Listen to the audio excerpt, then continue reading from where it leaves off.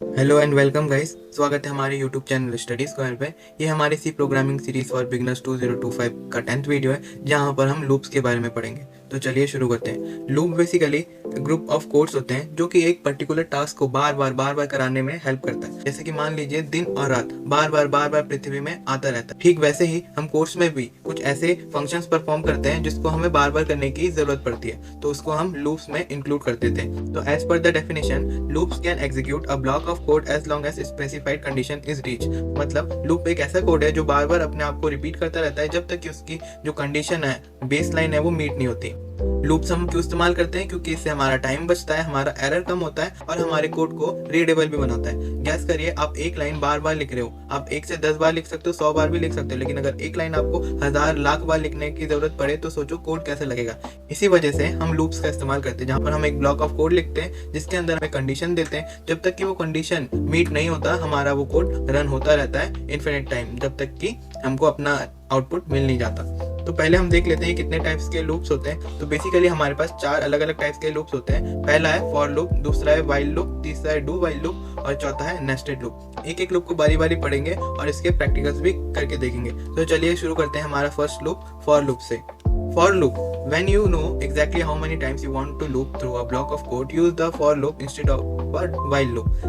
मतलब for loop हम तब इस्तेमाल करते हैं जब हमें पता होता है कि हमारा कोड कितनी बार हमको यूज करना है। तो इसको करने के लिए हम पहले अपना एक सिंटैक्स देख लेते हैं कि for loop का सिंटैक्स क्या होता है। हमें पहले for कीवर्ड इस्तेमाल करना पड़ता है, फिर हमारे पास पैरेंथेसिस के अंदर 3 एक्सप्रेशंस आते हैं। वो कौन कौन से होते हैं हम एग्जांपल से देख लेंगे। फिर हमारा कर्ली ब्रैकेट के अंदर कोड आता है। हम इन एक्सप्रेशन में क्या लिख करते हैं? पहला जो एक्सप्रेशन है वो हमको इनिशियल पॉइंट देता है, सेकंड जो एक्सप्रेशन है वो हमारे कंडीशंस मैच करता है, और थर्ड जो एक्सप्रेशन है वहां पर हम अपने कोड को एक करके एक इंक्रीज या डिक्रीज करते हैं एज पर अवर रिक्वायरमेंट। तो चलिए एक बार इसका प्रैक्टिकल करने से पहले एग्जांपल देख लेते हैं। ये देखिए एग्जांपल, हमने इंटीजर आई लिया, फिर हमने अपना फॉर लूप को स्टार्ट किया। फॉर लिखने के बाद पैरेंथेसिस ओपन करा, फिर आई को हमने 0 से इनिशियलाइज करा। मतलब ये लूप 0 से स्टार्ट होगी। कब तक चलेगी? जब तक कि आई की वैल्यू लेस देन 5 ना हो। फिर क्या करेगा? एक करके एक आई प्लस प्लस हो जाएगा। प्लस प्लस का मतलब हमने पहले ही ऑपरेटर्स में पढ़ा था। जिन्होंने हमारी ऑपरेटर्स वाली वीडियो नहीं देखा वो हमारे यूट्यूब चैनल से देख सकते हैं, मैं लिंक डिस्क्रिप्शन में मेंशन कर दूंगा।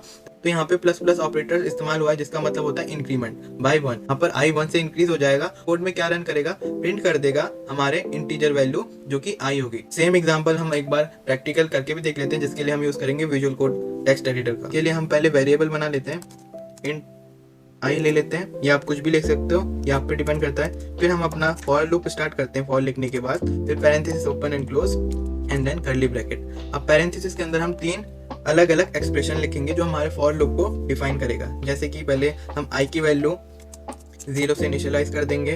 फिर ये फॉर लूप कब तक चलेगा?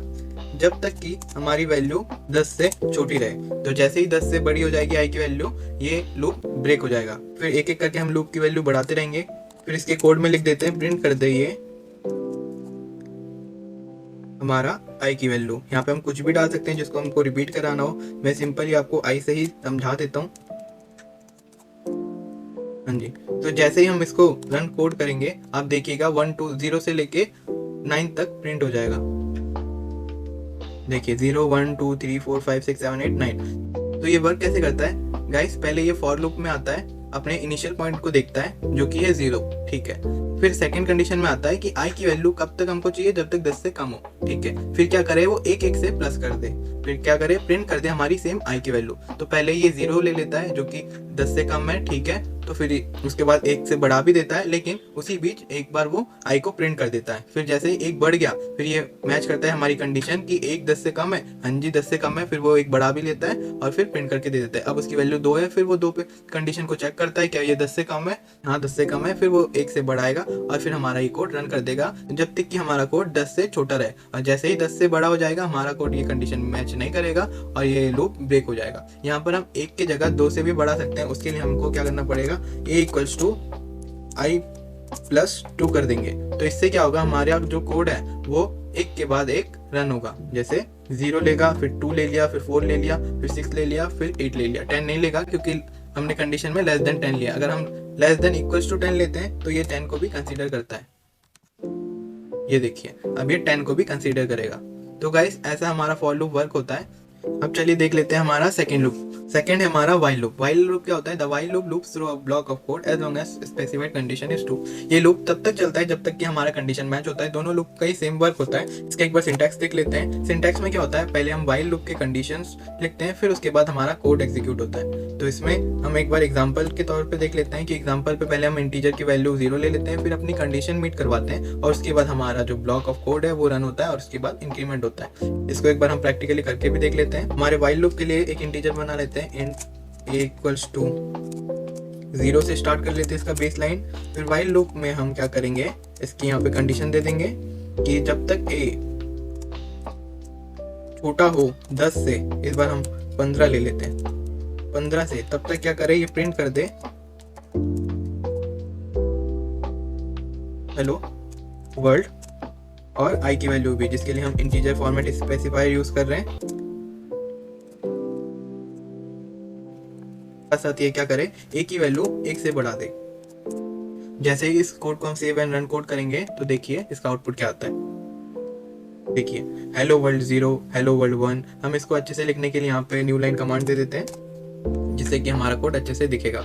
ये देखिए 0, hello world 0, hello world 1, hello world 2, 3, 4, 5 से लेके 14 तक, जो कि हमारी कंडीशन के अकॉर्डिंग रन हो रही है। अब आ जाते हैं हमारे नेक्स्ट लूप में। डू वाइल लूप की तरह ही है, लेकिन डू के अकॉर्डिंग, जैसे आप नाम से समझ सकते हो, पहले अपना कोड रन होगा, उसके बाद वो लूप की कंडीशन देखेगा। लेकिन वाइल लूप में पहले कंडीशन देखता है फिर कोड रन करता है। इसका सिंटैक्स और डेफिनेशन देख लेंगे। The do while loop is a variant of while loop. This loop will execute the code block once before checking if the condition is true, then it will repeat the loop as long as condition is true. इसका basic मतलब ये होता है कि एक बार ये अपना code तो रन करेगा ही करेगा, लेकिन और उसके बाद अपना लूप चलाएगा जब तक कि इसकी कंडीशन मीट ना होती। लेकिन वाइल लूप क्या करता है, अपने कंडीशन जब तक मीट नहीं हो रही तब तक ये नहीं चलता। लेकिन डू वाइल लूप एक बार चलता है फिर कंडीशन मीट होती है। इसका सिंटैक्स देख लेते हैं। पहले डू में अपना कोड लिखते हैं जो हमारी कंडीशन को मीट कर रहा है, उसके बाद वाइल लूप लिखते हैं जहां तक हमको चलाना होता है, हमारी कंडीशन दे देते हैं। इसको एक बार हम एग्जांपल से समझ लेते हैं। पहले हमने इंटीजर वैल्यू 0 सेट करी, फिर डू लूप चलाया जहां पर हमने अपना एक कोड बनाया जो कि क्या करे, इंटीजर वैल्यू i की वैल्यू प्रिंट करे, फिर उसकी वैल्यू बढ़ाए और फिर कंडीशन चेक करे। जब तक कि हमारी कंडीशन 5 से कम है तब तक ये लूप चलता रहे। इसको एक बार प्रैक्टिकली करके देख लेते हैं।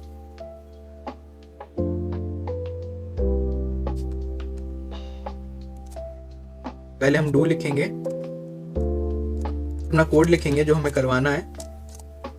हम ये लिख सकते हैं हेलो, और उसके बाद हम ये भी लिख सकते हैं कि फॉर्मेट स्पेसिफायर भी ये डिनोट कर दे। उसके बाद जैसे हमारा कोड था, उसके बाद वाइल में हमारी कंडीशन की ए अगर 5 से जब तक छोटा है तब तक ये लूप चलता रहे। ये देखिए पहले इसने अपना कोड रन किया, फिर 1 से बढ़ाया, फिर अपनी कंडीशन मीट करी और फिर अपना लूप चलाता गया। अब इसका एक अपोजिट करके देख लेते हैं कि a की वैल्यू लेस देन 0 दे देते हैं। तो इसके हिसाब से ये लूप तो चलना ही नहीं चाहिए, लेकिन हम एक बार करके देख लेते हैं। देखिए एक बार तो ये चलेगा क्योंकि ये डू लूप है, इसीलिए ये कंडीशन चाहे मीट नहीं हो रही, लेकिन एज पर द डू ये एक बार तो चलेगा ही चलेगा। अब हम नेक्स्ट लूप को देख लेते हैं जो कि हमारा है नेस्टेड लूप। नेस्टेड का बेसिक मतलब होता है एक के अंदर एक और लूप, जिसका बेसिक मतलब होता है हम 2 लूप चला रहे होंगे एक ही साथ, एक के अंदर एक और।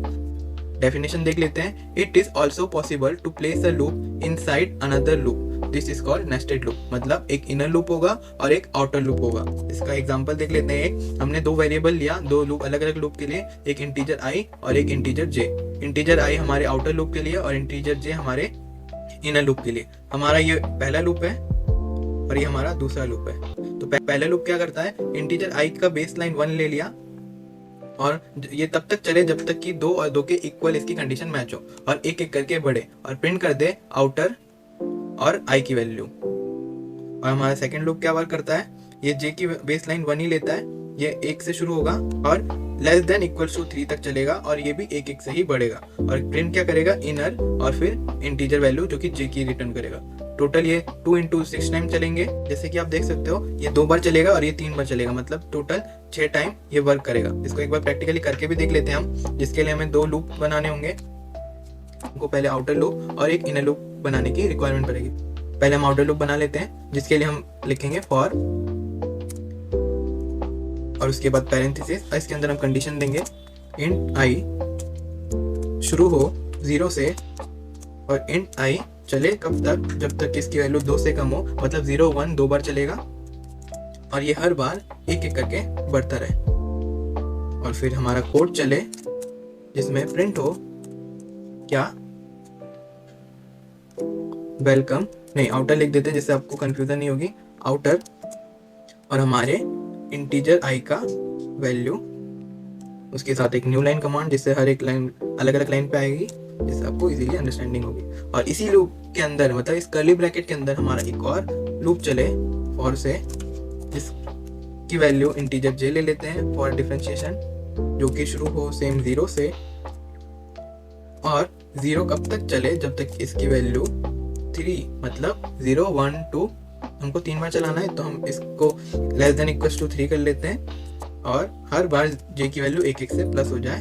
एंड देन इसके अंदर प्रिंट हो क्या, इनर, उसके साथ साथ इनर का इंटीजर, लूप का टाइम, कौन सा लूप चल रहा है ये, और एक न्यू लाइन कमांड, और उसके बाहर जे लिख देंगे और फिर फुल स्टॉप के लिए सेमीकोलन। अब जैसे ही ये हम चलाएंगे तो पहला जो हमारा लूप है वो क्या करेगा, एक बार रन होगा, बेसिकली ये 2 बार रन होंगे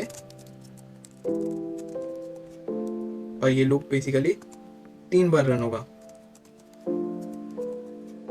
तो क्या होगा, पहले ये लूप चलेगा, हाँ कंडीशन मैच हो रहा है, 0 से हम स्टार्ट करें तो आई की वैल्यू यहाँ पे 0 है जो कि 2 से लेस होती है। फिर ये इस कमांड को प्रिंट करेगा, फिर क्या करेगा, उसके बाद ये लूप चलाएगा जहाँ पर कंडीशन 3 बार मीट होने तक ये चलेगी, फिर उसके बाद ये बाहर आएगा, फिर ये चलाएगा और उसके बाद दोबारा ये लूप चलाएगा, मतलब टोटल 6 टाइम ये चलाएंगे। जैसे हम सेव एंड रन कोड करते हैं तो देखिए हमारा आउटपुट कितने ब्यूटीफुली लिख के आ गया।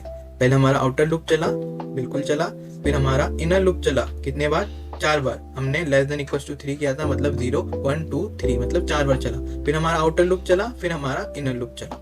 तो ऐसे गाइस नेस्टेड लूप वर्क करता है। पहले हमारा फर्स्ट लूप चलता है, उसके बाद हमारा इनर लूप चलता है जो कि पूरा चलता है, फिर हमारा फर्स्ट लूप चलता है, फिर इनर लूप दोबारा पूरा चलता है, फिर हमारा फर्स्ट लूप चलता है, फिर इनर लूप दोबारा पूरा चलता है। ऐसे हमारा नेस्टेड लूप वर्क करता है। ये लूप हम बहुत बार पैटर्न प्रिंटिंग में भी करके देखेंगे जब हमारा एडवांस सीरीज आएगा, लेकिन बेसिक सीरीज के अकॉर्डिंग लूप्स क्या होते हैं, उनके टाइप्स और वो कैसे वर्क करते हैं, इतना आपके लिए इनफ है। तो चलिए एक बार 2 टर्म्स और बचे हैं उनको भी देख लेते हैं, जो कि है एक ब्रेक और एक है कंटिन्यू। ब्रेक क्या करता है, लूप से हमको जंप करवा देता है, और कंटिन्यू क्या करता है, एक लूप से हमको स्किप करवा देता है। हम प्रैक्टिकली करके ही देख लेते हैं तो ही आप बेटर समझ पाओगे।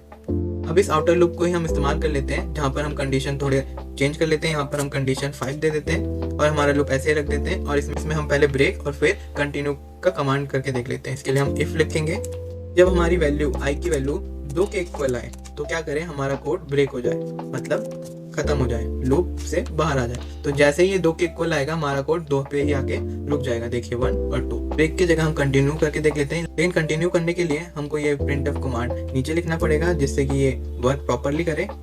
उसके बाद ब्रेक की जगह हम लिख देते हैं कंटिन्यू, जिससे क्या होगा, जब जब हमारी वैल्यू i = 2 आएगी तब वो लाइन क्या करे, स्किप कर दे, वो एग्जीक्यूट ना करे। तो इसीलिए हम इसको पहले ऊपर लिख रहे हैं इस कोड को, और उसके बाद printf लिख रहे हैं। लेकिन अगर हम इसको ऊपर लिखते हैं तो क्या करता है, कोड रन हो जाता है, प्रिंट भी कर देता है, फिर ये कंडीशन चेक करता है। लेकिन हम चाहते हैं पहले कंडीशन चेक हो फिर हमारा कोड एग्जीक्यूट हो। इसीलिए ये इंपॉर्टेंट है कि कंटिन्यू वाला कंडीशन आप ऊपर लिखिए, ब्रेक वाला भी आप ऊपर लिख सकते हैं, लेकिन मैंने नीचे लिख के बता दिया क्योंकि उसमें कोई एरर नहीं आता, लेकिन इसमें जरूर आएगा। तो हम रन कोड करके देख लेते हैं ये वर्क कैसे करता है। ये देखिए 0 1 2 गायब होगा, क्यों, क्योंकि हमने कंडीशन दी जब जब ये 2 के इक्वल आए 2 को क्या करे, ये कंटिन्यू मतलब स्किप कर दे। तो आज के लिए गाइस इतना ही था, जहाँ पे हमने पढ़ा लूप्स और उसके टाइप्स क्या होते हैं। उसके अंदर हमने डिफरेंट लूप्स के बारे में पढ़ा और उनको प्रैक्टिकली करके भी देखा। तो चलिए मिलते हैं अगली क्लास में, आज के लिए इतना ही।